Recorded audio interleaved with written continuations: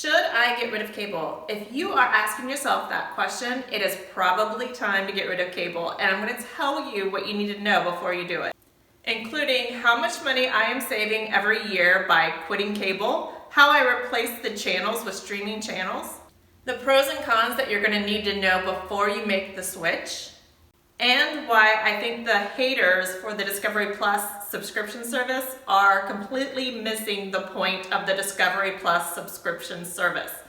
It is not about an add-on.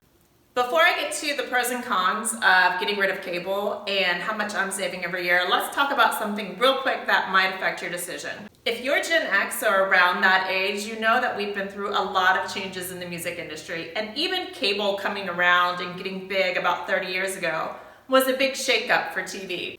And streaming is a huge overdue replacement for our traditional cable or satellite TV services. I recently read that cable, the way we know it now, won't be around in 10 years.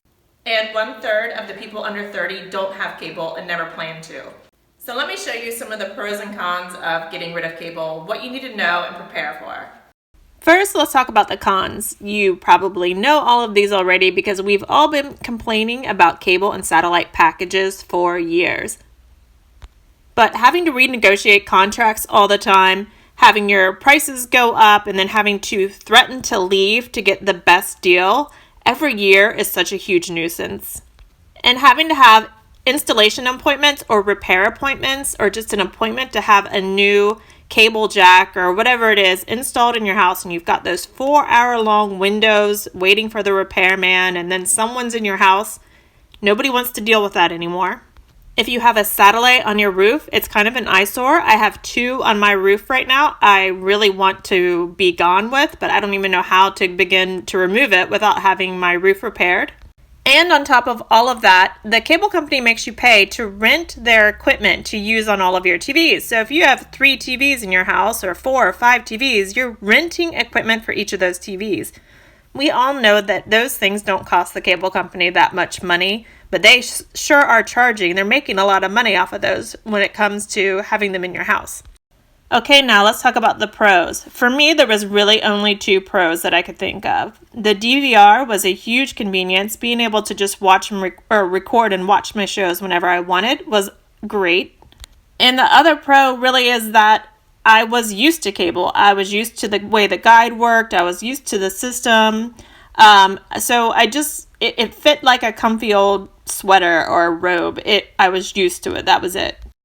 Okay guys, now that we've gone over the pros and cons of cable, let's get into the pros and cons of streaming services. And then I'll tell you exactly how much money I'm saving every month on the switch.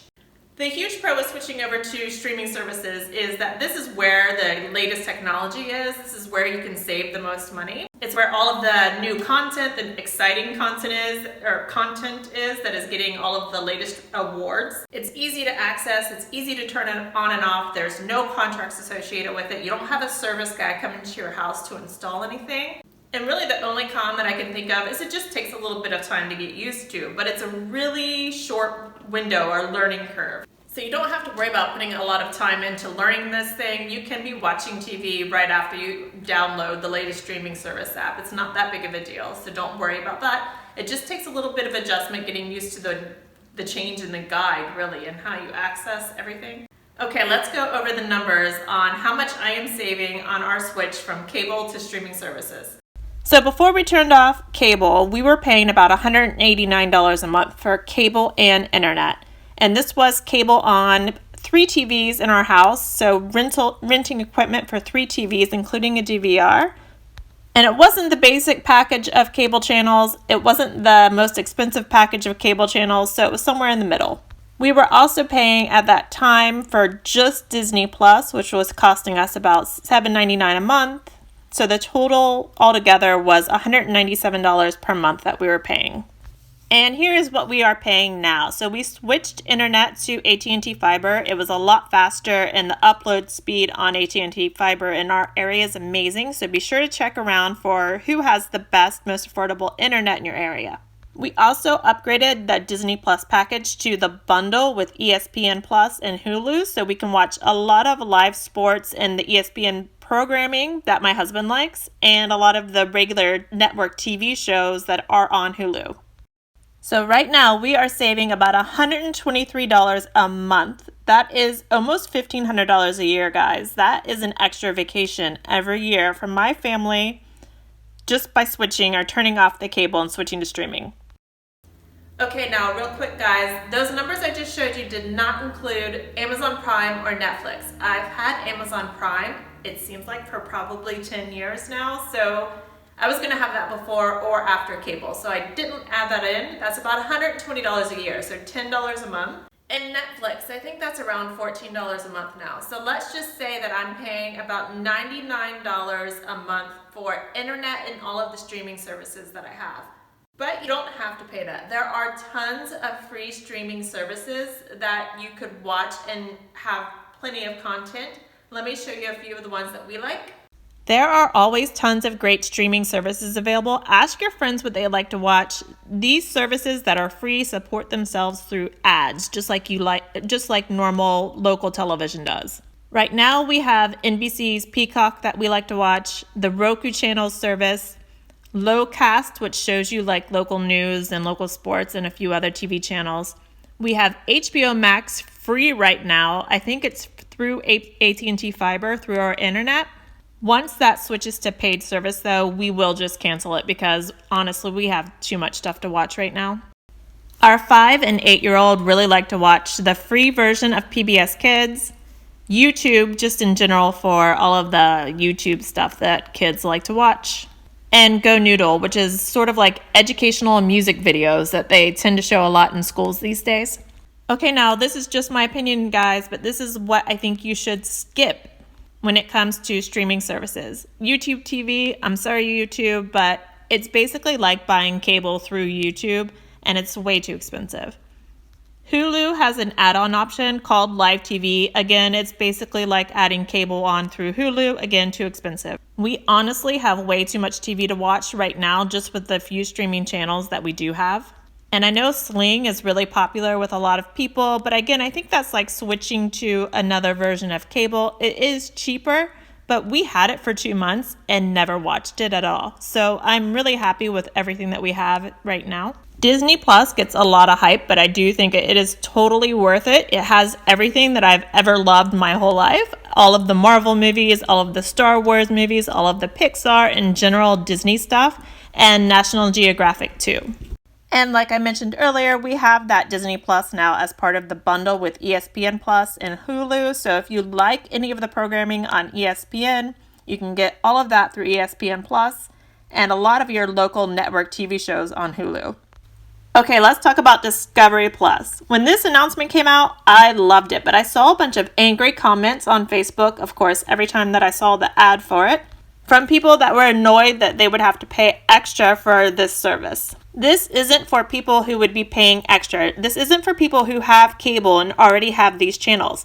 This is for people that want to get rid of cable and switch to Discovery Plus. So for just $4.99 a month, you'll get all of those amazing channels that you love on cable and all of the shows, seasons back of shows and the new Magnolia Network, all of the great stuff that you're used to watching on cable, you'll get for $4.99 a month. That's a deal. Okay, we're almost done here, guys. Let's just quickly talk about the ways that you can get streaming channels or apps on the TVs in your home. First of all, most new TVs are smart TVs, so they already have a main screen that lets you add your login to the different apps and channels on that screen, on the smart TV screen.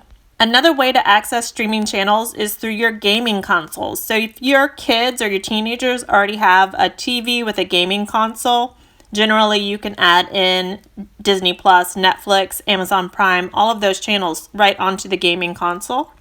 You can also SmartCast from your phone or your iPad onto your TV. There is a button inside of most apps like YouTube, Netflix, Disney Plus that are on your phone that lets you put that up on your TV, and you're using your phone basically as a remote control for that. The last and probably the most popular way to get streaming channels onto your TV is through streaming sticks. I have a Roku and a TiVo. I prefer the Roku. I just think it's easier to use. These things cost only about $30 for what you need. They have more expensive versions that do extra things. $30 version is just fine. You don't pay any monthly fee for that stick. It's just something that you purchase and you plug it into one of the HDMI ports on your TV. You plug in the other part into your power strip and you are ready to go. Don't forget, when you're ready to turn off your cable or your satellite TV service, you can still get all of the local TV channels for free. All you need is one of those plug-in antennas that also plug into an HDMI port in your home, and you get access to all of your local channels. And don't forget, guys, once you make the switch, the biggest mistake you can make is leaving on streaming channels that no one in your house is watching anymore. So you have to keep a good eye on it. You have to keep aware of what people are watching in the house. If you feel like you have too much content, turn off one of the channels for a while and then turn it back on when a show that you really like starts back up. So turn off Netflix and then turn it back on later to binge the next season of Stranger Things. So this is the new way that you're going to be operating with streaming channels to get the best bang for your buck or to not spend too much money. So always unsubscribe from channels that you're not using. And another great way to keep track of channels is if you're used to the Amazon Prime service, you can actually add the streaming channels inside of the Amazon Prime service for the same price that they are outside of it. You'll just have them all in one hub so you can remember and see right there. These are the services that I'm paying for. But otherwise, I just look at my credit card statement every month and remind myself what I have and turn off the things that I don't think I need anymore. It's all monthly, so there's no termination fees. Okay, that's it, guys. I hope that helped you figure out whether or not you are ready to cut off the cable or cut off the satellite and get with the streaming channels, because in the end, cable is going away and it's time to embrace the next best thing.